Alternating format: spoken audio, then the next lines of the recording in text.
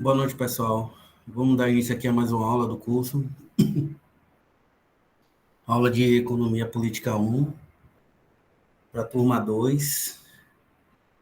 Essa aula é síncrona para a turma 2 e assíncrona para a turma 1, a aula do dia 8 de outubro de 2021. Bom, essa aula vai dar continuidade à aula que eu ministrei no dia de hoje mesmo, com a turma 1, né, no caso, à tarde. Então, nessa aula eu vou finalizar o capítulo 2 do Capital e já vou começar a discutir capítulo 3, certo? Capítulo 3, no qual eu vou fazer uma análise das funções do dinheiro. Sobre a prova, como eu falei, né? A prova vai envolver os 4 primeiros capítulos do Capital. Então, quando eu terminar a discussão do 4º capítulo, eu vou fazer, após o término dessa discussão, vou marcar uma aula de revisão. E após essa aula de revisão, eu vou enviar as provas e vocês vão ter uma semana para responder a prova em casa, né? Tal como em História do Pensamento Econômico. Então, eu já estou chegando hoje já no capítulo 3º.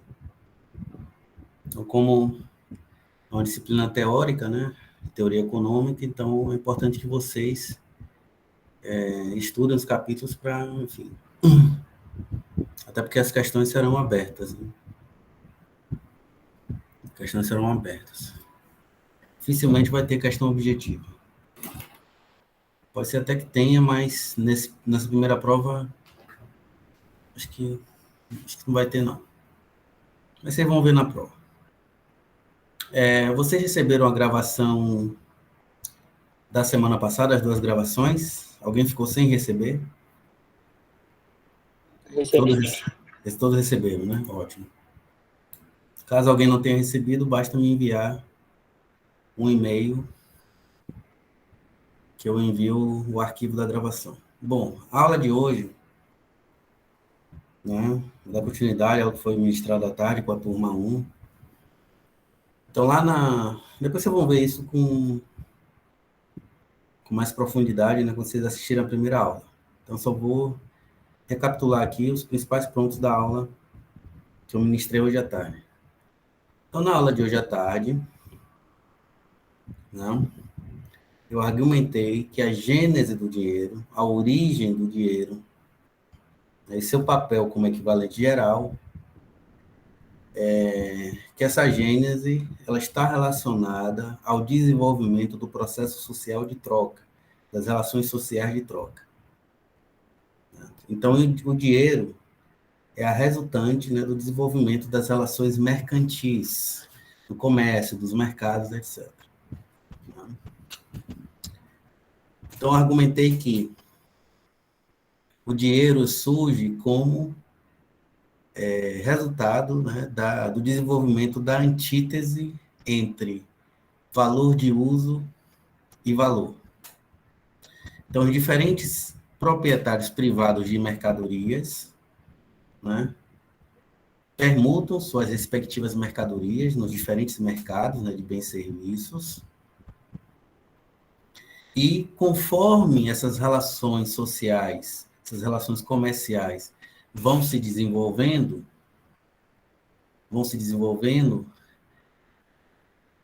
os diferentes produtores de mercadorias vão cristalizando, né, consolidando um costume de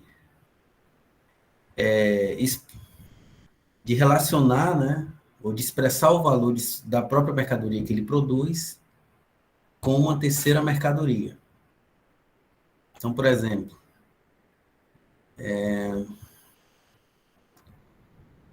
eu e Luiz Vitor produzimos uma mercadoria diferentes, A e B, né?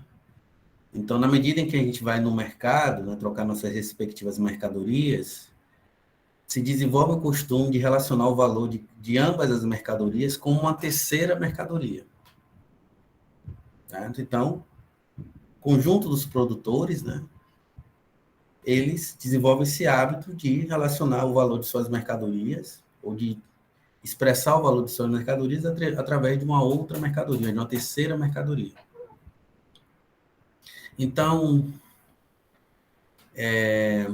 essa mercadoria, né, que passa, digamos assim, a ser aceita universalmente pelo conjunto dos produtores de mercadorias, é a mercadoria que vai tornar-se, ou que vai assumir o papel de equivalente geral. Né? Então, como nós vimos, né, em aulas anteriores, com o desenvolvimento do processo social de troca, as várias mercadorias, historicamente, já assumiram o papel de dinheiro. Então, por exemplo, no Império Romano era o sal. Daí a origem da palavra salário. Então, lá na economia mercantil, né, no Império Romano, os diversos comerciantes passaram, né, desenvolver o costume de relacionar, né, de expressar o preço de sua mercadoria individual através, né, dessa outra mercadoria que é o sal. Então, todos os comerciantes desenvolvem esse hábito, né, de expressarem o valor de suas respectivas mercadorias através de uma única e mesma mercadoria. No caso do Império Romano, era o sal. Né? Em alguns países, em algumas regiões do continente africano, eu vou mostrar aqui para vocês, está lá na outra aula, né? E as conchas, né, já também atuaram, né, já exerceram historicamente esse papel, né, de equivalente geral. Então, eu vou tirar aqui mostrar aqui uma imagem, né? Então, vocês devem estar vendo, né? Cowrie, né? Que é isso aqui. Então, essas conchas aqui, né? Chama de concha, né? No português. No inglês é cowrie. Deixa eu ver até aqui a tradução correta. Dictionary, Cambridge.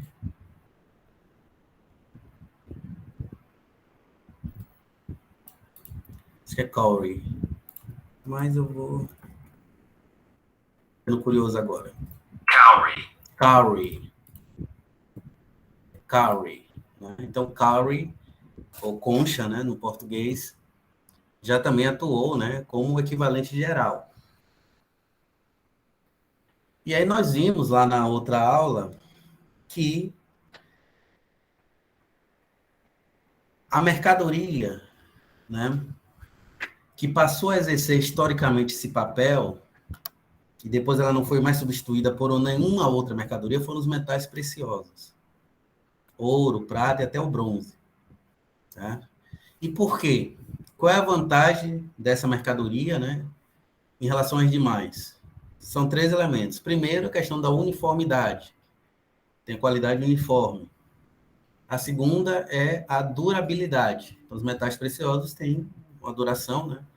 Tem um tempo de vida médio maior do que as outras mercadorias, das demais mercadorias. E também a questão da divisibilidade. Né? Ela pode ser divisível. Então, vou mostrar aqui para vocês. Né? Eu mostrei lá na outra turma, vou também mostrar para vocês. Então, observem aqui ó, que o ouro, né, ele é divisível, como vocês estão vendo aqui, nessas várias barras de ouro. Tá? Um carro, por exemplo, ele não pode ser dividido, né, em várias partes alíquotas, mas o ouro pode. Como a gente observa aqui, né, nessas várias imagens aqui que tem no Google Image, né?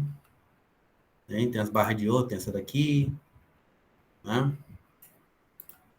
Tem essa. Então, tem várias imagens aqui disponíveis no Google. Tá? Então, essas barras de ouro vêm desse fato de que você pode dividir o ouro em partes alíquotas. Né?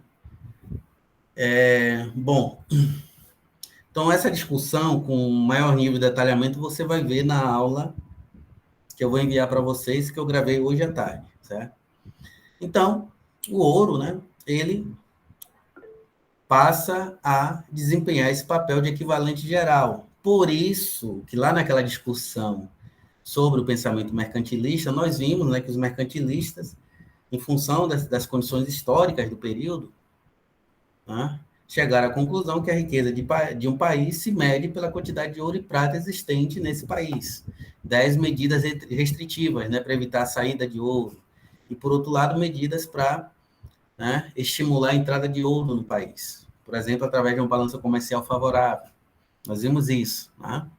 Então, vejam que, na medida em que o ouro se torna dinheiro, isso gerou na teoria econômica uma certa concepção, né, de riqueza, que é a dos mercantilistas. E nós vimos isso, né, com detalhes em HPE. Diga, Arthur. O primeiro dos 3 itens sobre metais preciosos era o que mesmo? Sobre o quê? A uniformidade. Sobre os metais. Uniforme. Eu Entendi. expliquei, né? Eu É só isso. expliquei com detalhes na outra aula, você vai ver, mas eu vou dar uma breve explicação aqui para você, que você vai entender. Por exemplo, alimentos, né? Você pega feijão. Feijão, de um para outro, não é a mesma qualidade uniforme. Né? Você pode ter um feijão estragado, né? Isso de um lado, e um feijão, né, apto para o uso, né? Para o consumo humano. Como você pode ter um feijão que está dentro do prazo de validade e um feijão que já expirou o prazo de validade. Né? Então, a qualidade do feijão não é uniforme. E mesmo assim, se a gente compara uma empresa com outra, né, tem feijões que são melhores do que outros. Não é isso? Tem marcas de feijão que são melhores do que outras. Então, a qualidade do feijão não é uniforme. Varia, né? De uma empresa a outra, ou menos quando você compara um feijão estragado com feijão, né, apto para o consumo humano. Os alimentos em geral, né? Nos alimentos em geral, você não vai ter qualidade uniforme. Então, tem carne estragada e carne de boa qualidade, não é isso? E mesmo diferente tipo de carne tem qualidades diferentes. Já as barras de ouro, não. Qualquer barra de ouro, a qualidade é a mesma, né? A qualidade de cada barra é a mesma, não tem diferença. Né? Então, elas são uniformes, certo? Já você não encontra em nenhuma outra mercadoria. Tá? Por isso que, historicamente, os metais preciosos foram aquelas mercadorias que passaram a ser aceitas universalmente. Tá? Então, por isso que se desenvolveu a técnica de relacionar o valor da mercadoria, por exemplo, a mercadoria que eu produzo, o celular, se desenvolveu, né? Eu, como produtor de mercadoria, passei a desenvolver o costume de expressar o valor da minha mercadoria através do ouro, ou da prata, né? Ou mesmo do bronze. Né? Por quê? Porque os metais preciosos têm essas 3 qualidades: uniformidade, durabilidade e divisibilidade. Tá? E divisibilidade. Então, nenhuma outra mercadoria possui essas 3 características, né? Conjuntamente, digamos assim. Tá? Conjuntamente. Um carro mesmo, ele não pode ser dividido em partes alíquotas. Né? Uma moto, né? um ônibus, nada disso pode ser dividido em parte alíquota. Essa camisa não pode ser dividida em parte alíquota, ela só serve se ela estiver inteira. Você não pode subdividi-la, né? Então, mas a explicação com detalhes vocês vão ver na outra aula, né? Eu aprofundei bastante essa discussão. Então, nós vimos que o ouro é o dinheiro por excelência. Então, quando a gente fala em dinheiro, né, a gente está se referindo ao ouro. Né? Então, a mercadoria, que a gente chama de mercadoria dinheiro, que funciona como equivalente geral, é o ouro. É claro que no debate, né, na teoria econômica, existe uma série de críticas a essa tese, né, essa teoria do valor de Marx, teoria do dinheiro de Marx, mas eu acredito que ela ainda é válida mesmo nas condições do capitalismo desse início do século XXI. Tá?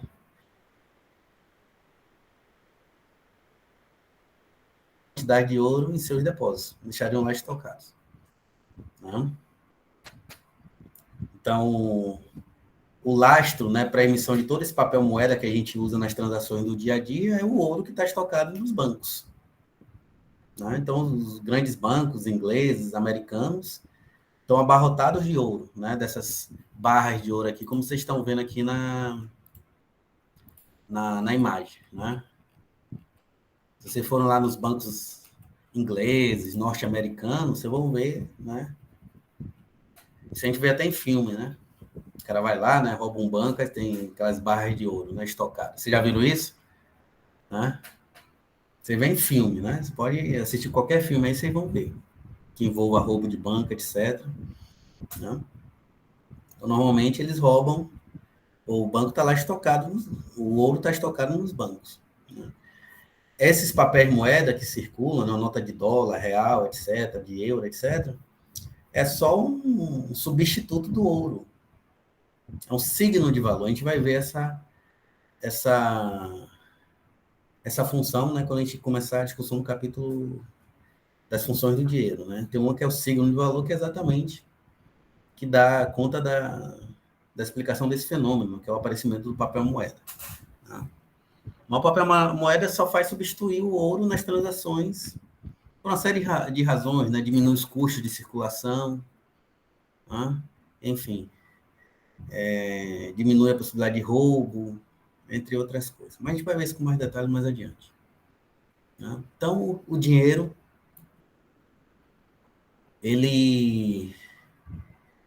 a mercadoria que vai atuar como dinheiro, que no caso são os metais preciosos, né, e particularmente o ouro, né, que é o metal precioso de qualidade superior em comparação à prata e o bronze, nada mais é do que a mercadoria que conquistou gradativamente essa posição, né, na medida em que se desenvolviam relações sociais de troca, relações comerciais, né, nos diferentes mercados.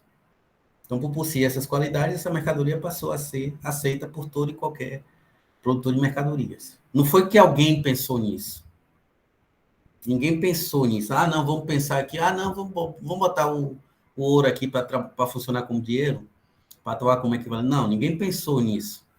Né? Foi o desenvolvimento das relações sociais de troca, né? Das relações sociais de troca, que foi se desenvolvendo em diferentes mercados, né? Que, a partir do desenvolvimento dessas relações, foi surgindo a contradição, né? Ou a antítese entre valor de uso e valor.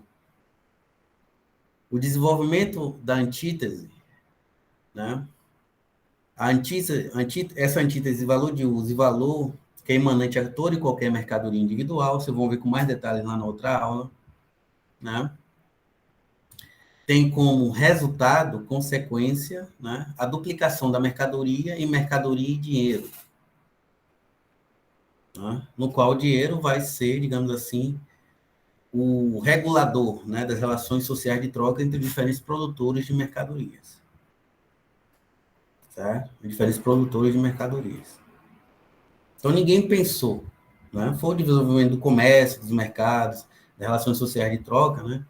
Da produção mercantil, da produção de mercadorias, que permite que culminou, né, no surgimento do dinheiro. Tá? O surgimento do dinheiro. E aí, historicamente, várias mercadorias assumiram esse papel.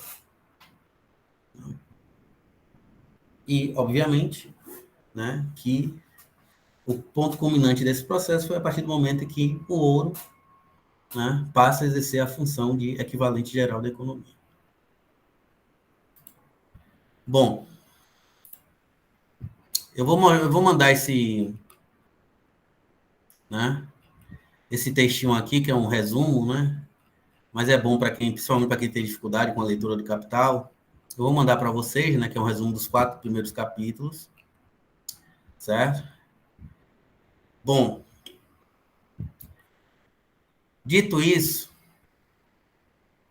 né, feita essa discussão, mostrando que o dinheiro ele resulta, né, do desenvolvimento do processo social de troca, o Marx lá, do Capital, ele vai falar da dupla função, né, ou duplo valor de uso do dinheiro. Primeiro, né, o que é o dinheiro? O dinheiro são os metais preciosos, né, por excelência.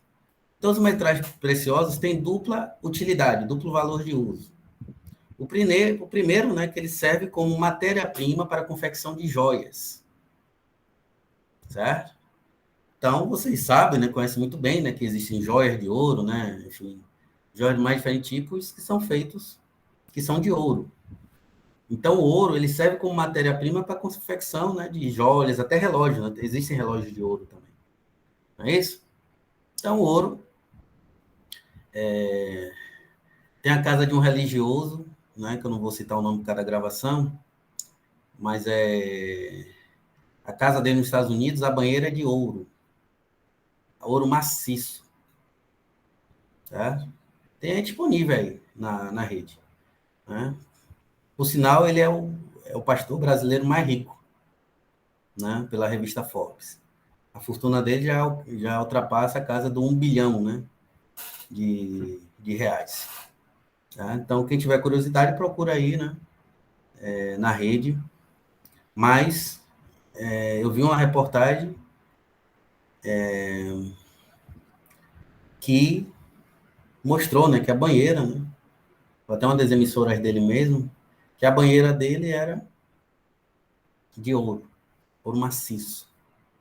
Então, o ouro serviu como matéria-prima, né, para a construção daquela banheira.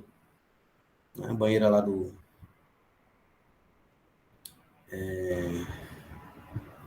aposentos dele, né, que ficava no próprio quarto dele. Né, que a gente chama de suíte, né, aqui no Brasil, a gente chama de suíte. Né, que é um banheiro que fica dentro do quarto, né? A gente chama de quarto suíte. E aí a banheira dele era de ouro. Era não, né? Inclusive, a casa, e nessa casa também tem elevador para automóvel. Não é para pessoa, não, é para automóvel. Ou seja, esse aí encontrou Deus mais cedo, né? Por esse padrão de vida. Bom, mas enfim. Então, mas o ouro em geral, né? O ouro serve como matéria-prima para a produção, né, de confecção de joias, né? Produção de, enfim, relógios, correntes, anéis, né, de noivado, de casamento, né? Então, o ouro tem essa primeira função de servir como matéria-prima, né, para a produção desse tipo de mercadoria. E além disso, né, ele tem um valor de uso formal, que decorre de sua função social específica, que é o quê? Que é servir como equivalente geral, certo? Quer servir como equivalente geral. Então, numa economia capitalista qualquer, brasileira, argentina, etc., é o ouro que serve como o equivalente, né? É a mercadoria que vai servir como equivalente. Esse papel moeda que nós utilizamos, que nós recebemos salário, etc., para quem trabalha, né? É só um substituto do ouro, mas ele expressa idealmente uma certa quantidade de ouro. Né? Aquele papel não é um simples papel, não. Né? É um papel, a produção desse papel, né? A produção desse papel moeda, né, sua distribuição é regulada socialmente. Aqui no Brasil tem a Casa da Moeda, por exemplo. Né? É a Casa da Moeda. Então não é eu chegar aqui, desenhar uma nota de 100 reais e sair por aí comprando coisa. Não é que se eu fizer isso eu vou ser preso, né? Aí é dinheiro falso, né? É falsificação, né? Não sei como é que está previsto aí no Código Penal, não sei se é falsificação ideológica, não sei, mas é um crime, né? É um crime que está tipificado, inclusive, no nosso Código Penal e de outros países também. Pois bem, existem instituições, né, que são responsáveis pela confecção, pela produção e, enfim, distribuição desse papel moeda. Mas esse papel moeda, ele substitui idealmente o ouro existente. Por isso que a gente não precisa levar ouro para comprar coisas no shopping. A gente leva o papel moeda, que é o seu substituto. Né? Mas a emissão desse papel moeda está lastreada pelo ouro. Né? E o dinheiro, certo? O dinheiro, né? A mercadoria dinheiro, que é o ouro, que são essas barras de ouro que vocês estão vendo aqui, né? São essas barras de ouro que você está vendo aqui. esse ouro, ele só serve como equivalente geral porque ele tem valor como as demais mercadorias. Certo? Então, para a produção dessa barra de ouro, né, o valor dessas barras de ouro vai ser regulamentado, né, vai ser regulado tal como é regulado o valor das demais mercadorias, pelo tempo de trabalho abstrato. Então, o que é que vai determinar o valor de cada uma dessas barras de ouro? É o tempo de trabalho que foi empregado na produção dessas diferentes barras. E é o tempo de trabalho socialmente necessário.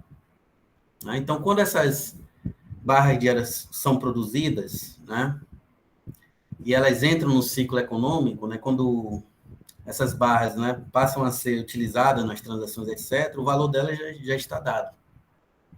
Né? Porque o valor dela foi criado lá na produção dessas barras de ouro. Né? Então, toda aquela discussão que eu fiz sobre a teoria do valor lá no início, né, tempo de trabalho abstrato, tudo aquilo que vocês aprenderam comigo, também é válido para a produção dessas barras de ouro, para a produção da mercadoria dinheiro. Então, quando o dinheiro quando ele sai lá das fontes de produção e começa a ser utilizado, né, nos diferentes mercados, né, para, enfim, viabilizar diferentes transações, né, compra e venda de mercadorias, o valor dele já está pré-determinado. Certo? O valor dele já está pré-determinado. Então, a primeira coisa que eu queria chamar a atenção de vocês é essa. Tá? Pois bem, então, essa função social específica de servir como equivalente geral, só é possível o ouro exercer essa função, né, em sua função como dinheiro, porque ele também tem um valor. Ele também tem valor, ou seja, ele também tem poder de compra. Né? E a substância do valor, né, a fonte do valor dessas barras de ouro, é o próprio trabalho abstrato que foi, né, requerido para a produção dessas barras aqui, como vocês estão vendo. Tá? Como vocês estão vendo aqui. Por exemplo, esse exemplo aqui. Tá? Tem aqui Happy New Year, né? Feliz Ano Novo, etc. Né? Você vê que essas coisas são produzidas, né?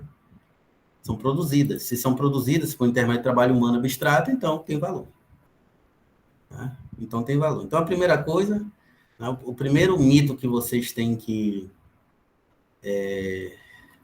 derrubar, né, para compreender cientificamente o dinheiro, né, é não achar que o valor, o poder de compra do dinheiro provém de sua própria natureza. Não.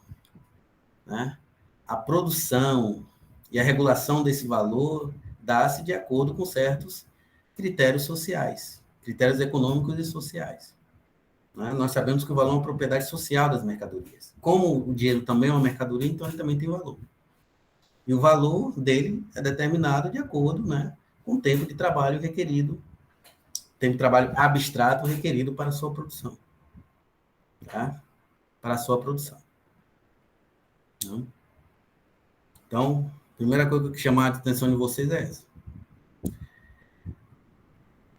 E com isso, qual é a conclusão, né, que nós chegamos de toda essa discussão? Qual é a conclusão? É que o dinheiro, né, o seu aspecto místico, enigmático, fantasmagórico, né, lembra lá da discussão sobre fetichismo? Ele, né, todas as suas propriedades, todas as suas funções, não provém de sua própria natureza. Não é uma propriedade natural do dinheiro comprar as coisas, é uma propriedade social. Então, o dinheiro, né, e todas as suas propriedades, todas as suas funções, é uma criação da sociedade. É uma criação social. Né? Papel moeda, ele não tem a capacidade natural de comprar coisas. Né? Essa propriedade dele, né, essa capacidade que ele tem de comprar coisas, advém do fato de que ele, né, é um produto do desenvolvimento da produção mercantil e das relações sociais de troca. Então, o dinheiro nada mais é do que uma criação social. Tá? Uma criação social. O dinheiro não é como a lei, não é como a gravidade. Né? A gravidade é um fenômeno natural. O dinheiro é um fenômeno social. Tá? O dinheiro é um fenômeno social. Ele surgiu em determinado momento histórico e pode ser que no futuro ele deixe de existir.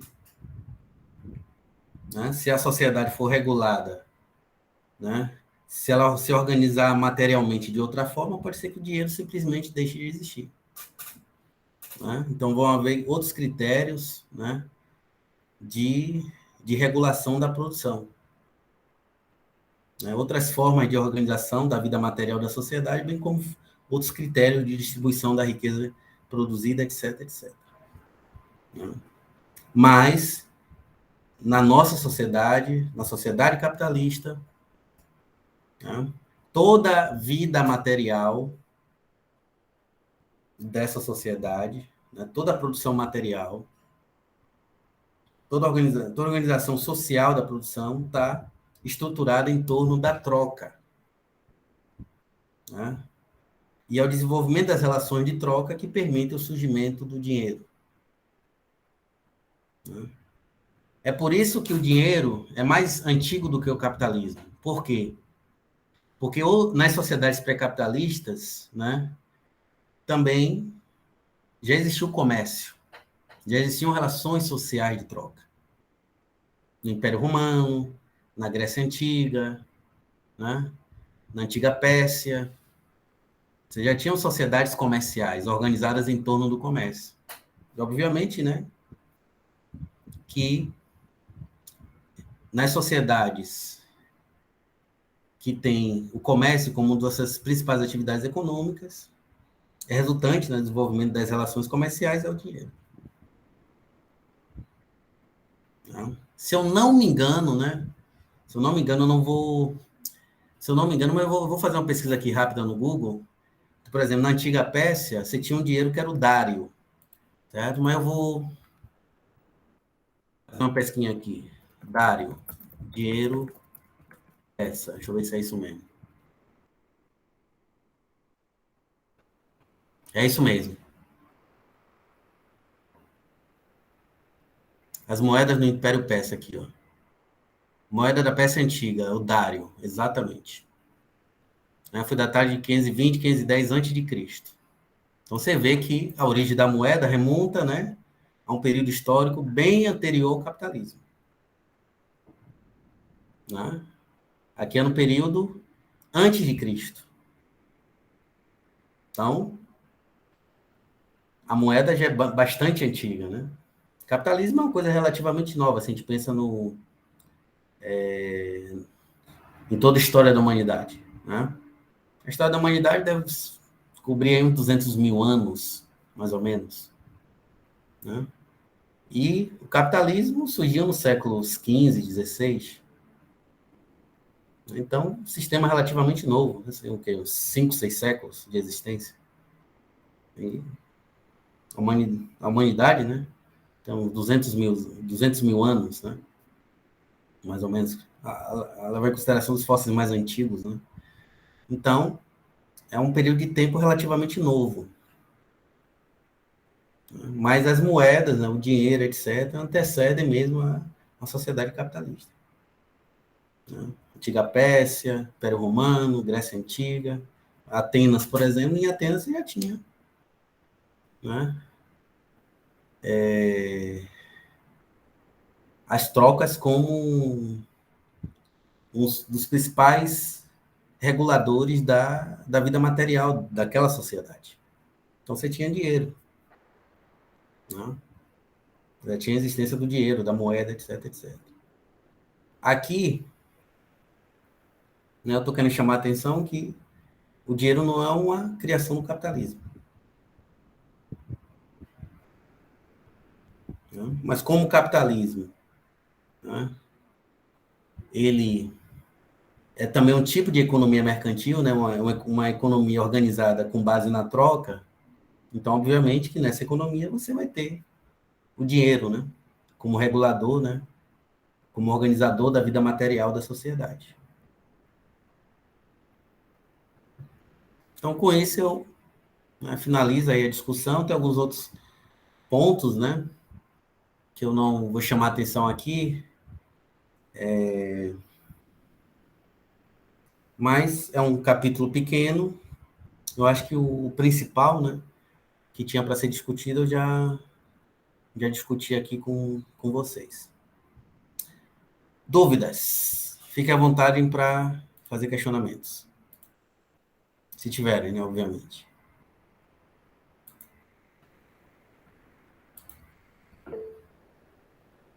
Alguém tem dúvida?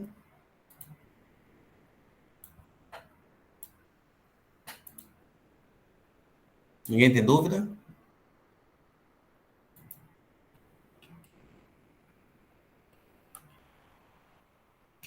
Bom, então agora eu vou entrar no capítulo 3, só um minutinho, do Capital. Esse capítulo 2 é o capítulo denominado Processo de Troca.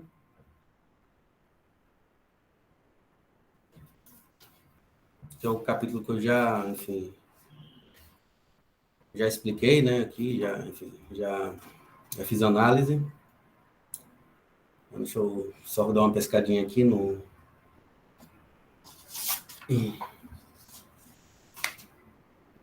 Então, nesse capítulo 2 é o processo de troca, né, eu já fiz a discussão, e agora nós temos o terceiro capítulo, que se chama O Dinheiro, a Circulação de Mercadorias. Tá?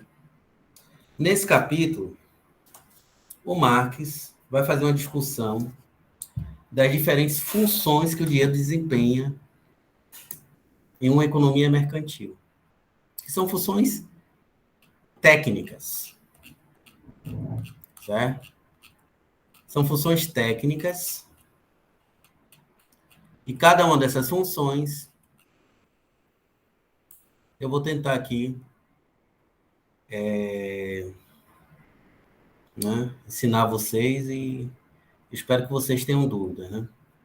Então, o dinheiro tem várias funções na economia mercantil, né, na economia monetária, organizada em torno da troca.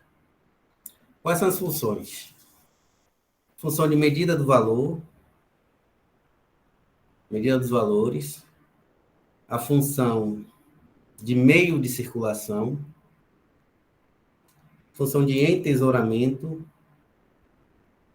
a função de meio de pagamento e a função de dinheiro mundial.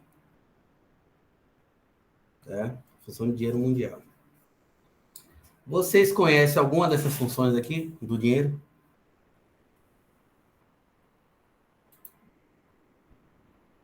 Meio de pagamento. Me explica aí. Quero ver se você tá craque mesmo. Quer dizer, eu acho que é o que eu Não, estou pensando, né? mas veja, não pode errar, não tem problema nenhum. Quer saber Não, então, o que você funciona, entende como meio de pagamento? Quando é que o dinheiro se transforma em meio de pagamento? por exemplo, quando ele pode ser, você quer comprar alguma mercadoria e usa ele como base de troca. Então, por exemplo, eu estou aqui com R$50 e compro uma camisa no shopping. Isso aí para você, o dinheiro está funcionando como meio de pagamento. É isso? Isso. Não. Eu vou explicar, viu? Mas não é não.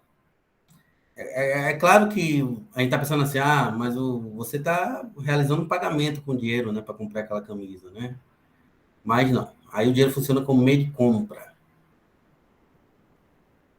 não de pagamento. É uma coisa diferente. Vamos lá, eu vou chegar lá e vou explicar direitinho, certo? Bom, a primeira função, né, que o Marx vai discutir no Capital é a função de medida dos valores, certo? Essa função ela já foi discutida aqui ao longo da discussão que eu desenvolvi sobre a gênese do dinheiro. Quando é que o dinheiro funciona como medida geral dos valores? Né? Quando essa mercadoria específica, ou seja, o dinheiro, né, que pode ser o papel moeda ou o próprio ouro, né, o próprio metal precioso, que são aquelas barras de ouro, né, fornece o material, né, no qual os valores das diferentes mercadorias se veem refletidos ou expressos. Então, por exemplo, quando eu falo, chega assim, ó, Arthur, por exemplo, né, qual o valor que você acha desse celular aqui? Hum? Uns 1.000 e pouco, sei lá. 1.000 e pouco, né? Não importa aqui, vamos imaginar que você acertou, certo? Não importa o real valor dele. Então, quando você pergunta o preço, né, um lojista, né, quanto é o preço dessa academia não, dessa camisa? O preço desse celular que você vai comprar no shopping. Aí o dinheiro está servindo como medida do valor. Ou seja, ele está mensurando o valor da mercadoria, está expressando o valor da mercadoria. Né? Então, o valor da mercadoria que você quer comprar, no caso a camisa ou o celular, está sendo expresso em termos da mercadoria dinheiro, que está funcionando como equivalente. Lembra a forma equivalente, forma relativa do valor, lá das equações do valor? Pois bem. Né? Então, quando eu quero saber o valor desse celular, ou desse mouse, ou dessa caneta aqui, né? Eu expresso o valor dessas diferentes mercadorias através de uma única e mesma mercadoria, que é o dinheiro. Então eu digo, ó, esse celular custa 100 onças de ouro, né? Esse mouse custa 20 onças de ouro. Aquela caneta custa 2 onças de ouro. Né? Então, você está expressando diretamente, né, o valor, né, de cada uma dessas mercadorias em termos da mercadoria dinheiro, né, do próprio ouro. Ou você pode, né, simplesmente dizer, nossa, esse celular custa R$ 1.500. Esse mouse custa R$ 80. Essa caneta custa R$ 2. Ou seja, você está expressando valor através do papel moeda. Tá? Que é um substituto, né, que entra aí como substituto do próprio ouro, né, do ouro real. Tá? Então ele tá atuando aí como signo no valor que a gente vai ver mais adiante. Então veja que quando a gente quer saber o valor, o preço de alguma coisa, né, o preço de uma mercadoria, a gente sempre expressa esse valor das diferentes mercadorias em termos da mercadoria dinheiro. Então a gente diz, tal mercadoria custa tantos reais, ou então custa tantas barras de ouro. No caso lá do capital, né, que vocês vão ler, né, o Marx dá lá o exemplo, uma xícara, meia xícara de café é igual a tantas onças de ouro. Então o ouro aí está funcionando como medida do valor, medida geral dos valores. Então é como se ele fosse um espelho no qual se expressasse o valor de todas as mercadorias que circulam num determinado sistema econômico. Né? Tal como também, né, eu vou usar novamente essa metáfora, né? Se eu quero saber o meu peso, eu expresso ele em termos de quilogramas, né? Eu peso 80 e poucos quilos, né? Arthur pesa tantos quilos. Luiz Vitor pesa tantos quilos, né? Esse celular pesa, sei lá, 1 quilo, ou então tantas gramas. Então, a gente expressa o peso de um objeto, de uma pessoa, em termos em quilogramas ou gramas, né? Enfim, ou toneladas, né? Se for uma coisa muito pesada. Tá? Então, no caso do dinheiro, né, ele vai expressar o valor e não o peso das coisas. Ele vai ilustrar não o peso, mas sim o valor das diferentes mercadorias, que pode ser expresso no caso do nosso padrão de medida, né, que é o real, em tantos reais ou então centavos. Ah, isso aqui custa R$ 9,25 ou R$ 9,50. Tá? Ou então, isso em termos do papel moeda, né? Que é o real. Então, é real e centavos. Tem alguma outra subdivisão? Não, né? As partes alíquotas normalmente é assim, né? Real e depois centavos, né? Sempre é assim. Não tem uma subdivisão menor. No caso do peso, é tonelada, quilograma, né? Quilograma e gramas. Tá?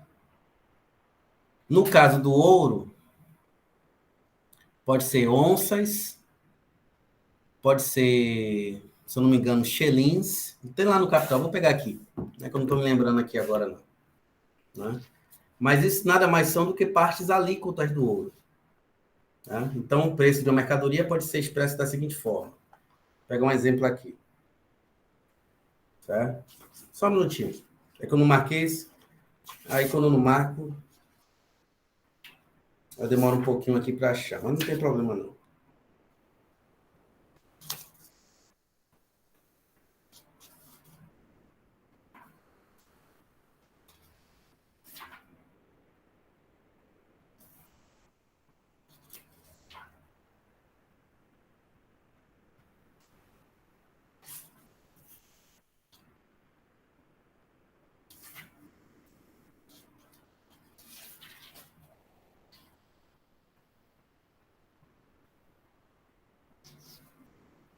Vou pegar um exemplinho aqui, não estou achando.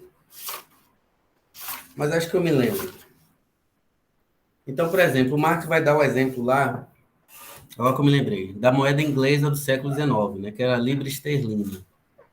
Então, você poderia, né, subdividindo, né, o ouro em partes alíquotas cada vez menores, aí você podia expressar em termos da moeda inglesa da época, do século XIX, né, onde ele escreveu, a seguinte forma, ó, 20 varas de linho, né, que é o exemplo que ele normalmente toma lá, o casaco, etc., pode ser expressa em libras esterlinas, xelins e pennies.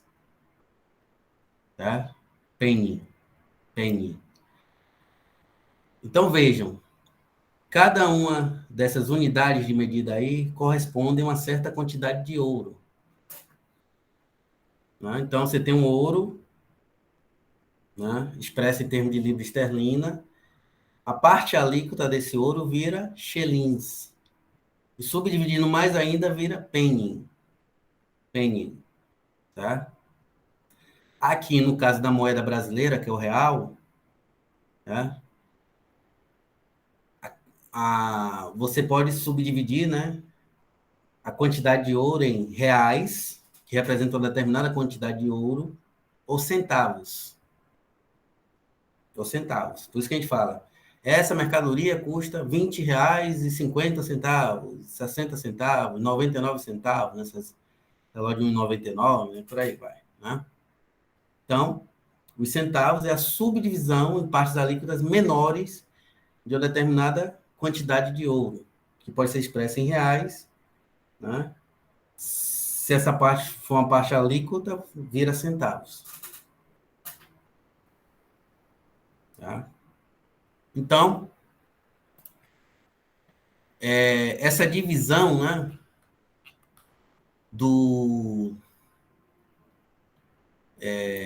ouro em parte alíquotas, né, faz com que se desenvolva, né, a técnica de relacionar uma quantidade imaginária de ouro, né, a um determinado quanto de ouro, como unidade de medida. Então, vou dar um exemplo aqui para vocês. Né, voltando aqui. Quando eu falo R$ 10, esses R$ 10 representam a quantidade imaginária de ouro. Na mercadoria, ouro, que a mercadoria é dinheiro.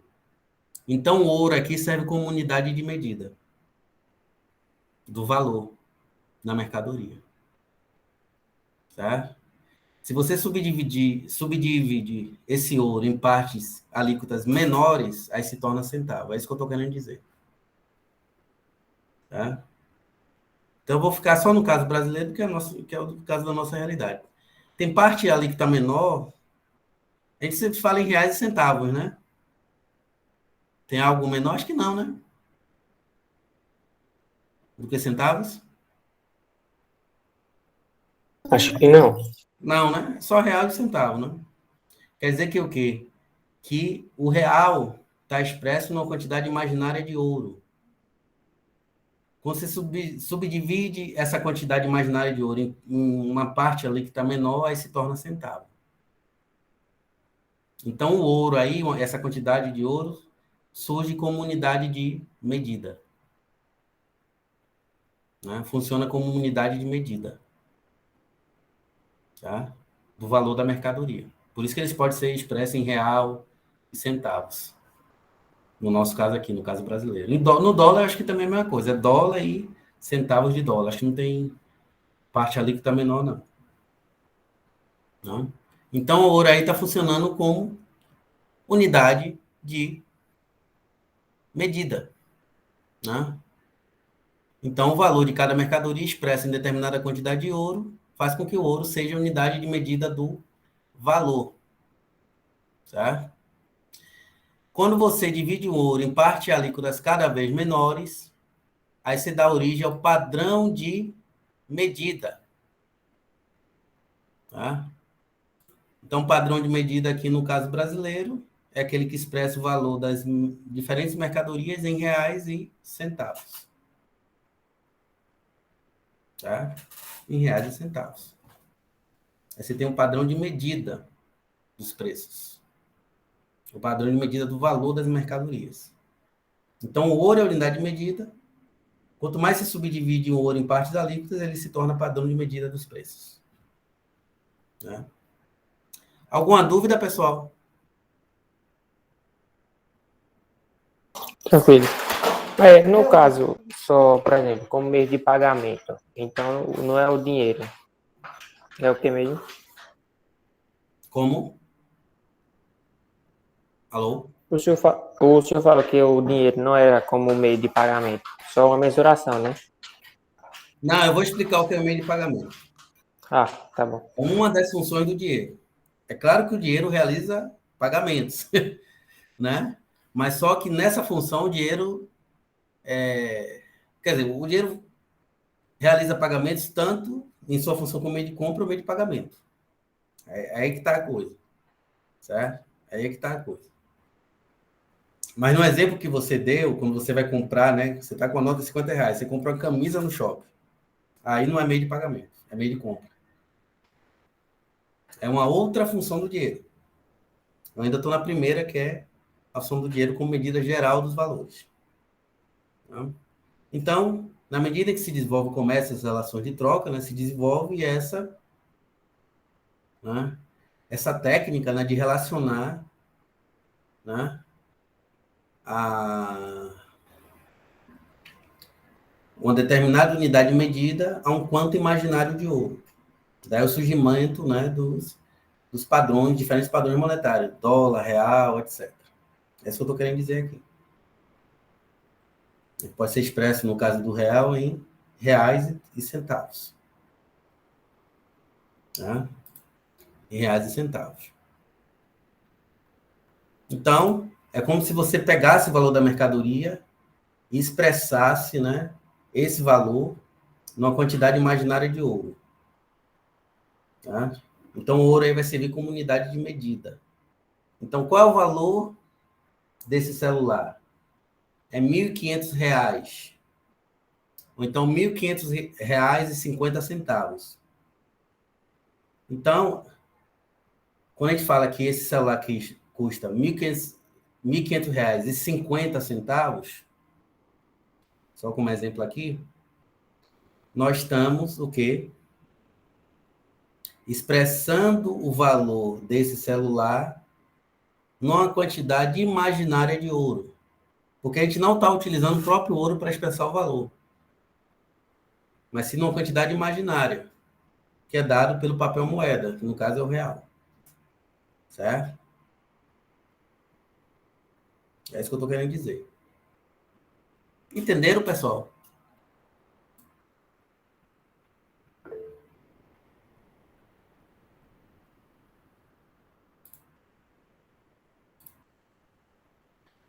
Sim. E quando você, né, subdivide esse ouro em parte e alíquotas cada vez menores, ele se torna padrão de medida dos preços das mercadorias. Aí o Marx vai dar lá o exemplo, né, da libra esterlina, do shilling, do penny. Aqui, no caso brasileiro, só temos o real e os centavos. Aí o ouro está funcionando como padrão de medida, para expressar o valor da mercadoria na quantidade imaginária de ouro. Por que quantidade imaginária? Porque a gente não está utilizando o próprio ouro para expressar o valor da mercadoria. A gente não está dizendo, ó, esse ouro custa tantas barras de ouro, ou esse celular custa tantas barras de ouro. Tá? Então, essa é uma técnica que se desenvolve. Por que isso, professor? Porque o ouro vai sendo gradativamente substituído pelo papel moeda, por uma série de razões. Né? Você diminui os custos de circulação, né? Você evita o desgaste, né, do próprio ouro, que resultaria em prejuízos, etc. Né? Porque tem custos, né, para que essas barras de ouro e essas moedas de ouro circulem. Né? E, obviamente, né, tem outras questões relacionadas, como, por exemplo, se você tira o ouro de circulação e coloca em seu lugar substitutos, que são os papéis moeda, você diminui a possibilidade de furto, né? É mais fácil carregar, né, o papel moeda do que carregar uma barra de ouro, né?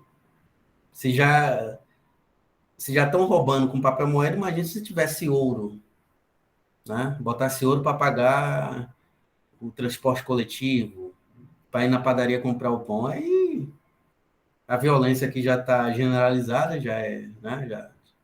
Enfim, já atingiu um nível bastante delicado, ela ia triplicar. Mas se você fosse comprar um carro numa concessionária, se tivesse que levar essas barras de ouro, provavelmente no caminho você seria assaltado. É ou não é?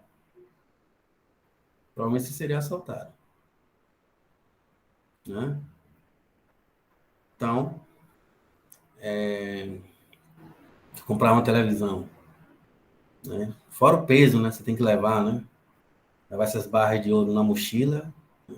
Imagina o peso. Né? Então, historicamente, né, se desenvolveu essa técnica de relacionar, né, o valor das mercadorias a uma quantidade imaginária de ouro, dando origem aos papéis moedas. Essas células que a gente utiliza nas transações do dia a dia. Né? Então, essa técnica, né, de relacionar o preço das mercadorias, o valor das mercadorias, a quantidade imaginária de ouro, que vai dar origem à unidade de medida, ao ouro como unidade de medida, né? E essa subdivisão posterior do ouro em partes cada vez menores, partes alíquotas, é que vai dar origem, né, que o dinheiro vai, ou melhor dizendo, o ouro vai passar a atuar aí como padrão de medida dos preços, ou simplesmente padrão de medida, tá? Dos valores das mercadorias. Tá? Que a gente também pode chamar de padrão monetário. Né? Que também a gente pode chamar de padrão monetário.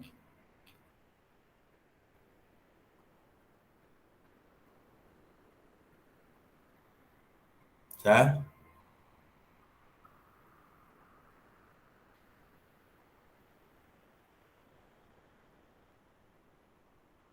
Entenderam, pessoal?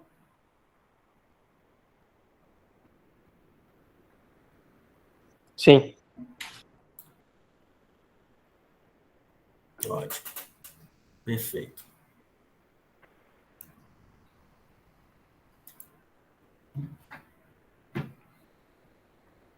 Então, à medida que se desenvolve o processo de troca, o ouro ele vai sendo gradativamente deslocado, né? Então, o ouro real passa a ser utilizado apenas de forma imaginária, né? para expressar o valor das mercadorias, dando origem aos padrões monetários que nós conhecemos. Certo? Dólar, real, etc. Né? E aí, real e centavo, por exemplo, apenas representam quantidades imaginárias de ouro e distintas, né? Porque o centavo é apenas uma parte alíquota do ouro, né? Representado pelo real. Assim como, por exemplo, né? O metro, você tem metro e centímetro, né? Então, o centímetro é uma parte alíquota do metro. Você tem 1 centímetro. Por exemplo, você tem 1 metro e... quando você vai falar o tamanho de uma pessoa, né? 1,70 m. Né? Os centímetros é uma parte alíquota do metro. O metro é o metro. Uma parte desse, né? 70% de 1 metro é 70 centímetros. Então, uma parte alíquota. É a mesma coisa. O real é o todo. A parte alíquota é o centavo. Você tem R$ 1 e a parte alíquota vai de 1 centavo até 99 centavos. Ou então 99 centavos e 99,99. Né?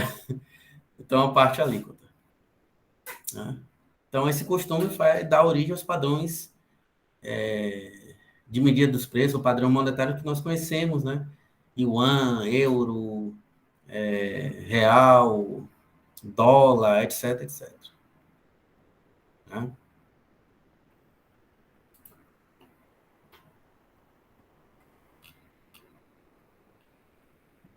Então, essa é a função do dinheiro como medida dos valores. Tá? Como medida dos valores. Não ficou dúvida, né? Então, vou passar para a função seguinte para terminar a aula de hoje. Já está perto já no final. Além da função como medida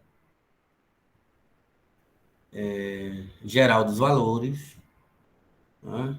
Que depois vai dar origem, né? A função ao papel do dinheiro como unidade de medida e posteriormente padrão de medida dos preços, né? Ou padrão, né? De medida dos valores das mercadorias, ou simplesmente padrão monetário, que eu já expliquei aqui. Né? Nós temos a segunda função, que é a função que, digamos assim, é mais fácil de ser compreendida, certo? Que é a função de meio de compra. Quando é que o dinheiro funciona como meio de compra? O dinheiro funciona como meio de compra quando ele é realizado, por exemplo, nos pagamentos à vista. Então, por exemplo, a gente pega o dinheiro, né, vai comprar uma camisa no shopping. A gente aí pega a nossa cédula, né, de R$ 50 e compra a camisa que custa R$ 50. Tá? Então, aí o dinheiro está funcionando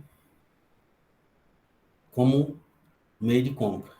Nessa função, o dinheiro apenas atua como um intermediário do processo de circulação social das mercadorias. Então, por exemplo, eu produzo lapiseira, que é o exemplo que eu dei lá também na outra aula, e o Arthur, por exemplo, produz mouse. Tá? Aí, por exemplo, eu vendo lapiseiras, recebo dinheiro, né, pela venda dessas lapiseiras, e com esse dinheiro eu compro o mouse, certo? Que é produzido pelo Arthur, ou pela empresa do Arthur, digamos assim. Né? Pela empresa do Arthur. Qual é o papel do dinheiro aí nesse intercâmbio? Ele está permitindo o quê? A substituição da mercadoria lapiseira por uma outra mercadoria de espécie diferente, que é o mouse. Né? Então, se a gente olhar o processo como um todo, o que houve, na verdade, foi a substituição da lapiseira pelo mouse. Só que o dinheiro aí atuou como intermediário aí nesse processo, né?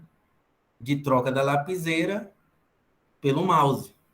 Então, eu produzi lapiseira, vendi a lapiseira, certo?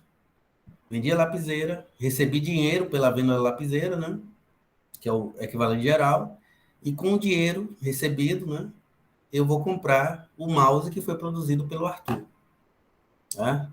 Então, o dinheiro apenas funciona como um elo, né, como um intermediário na troca de uma mercadoria, de um valor de uso, por outro valor de uso, ou seja, outra mercadoria. A equação que expressa bem essa função do dinheiro, né, como meio de compra, essa daqui, ó.